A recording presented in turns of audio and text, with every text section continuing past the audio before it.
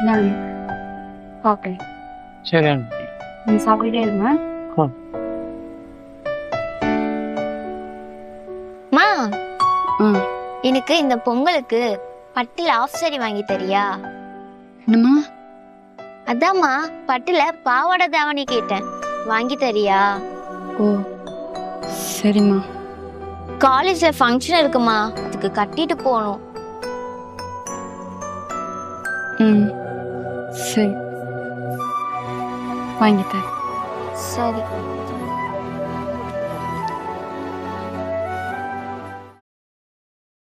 உட்காரு. என்ன ஆண்டாளு, பொங்கல் வேற வருது, ஹாஸ்பிட்டல் செலவுக்கே நிறையா காசு போயிடுச்சு.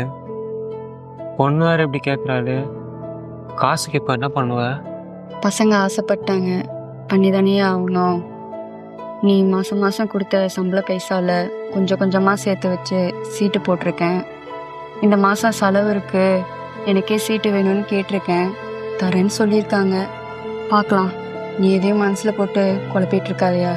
பார்த்து பண்ண ஆண்டாளு. ம் சரி, நான் போயிட்டு என்னன்னு பார்த்துட்டு வரேன்.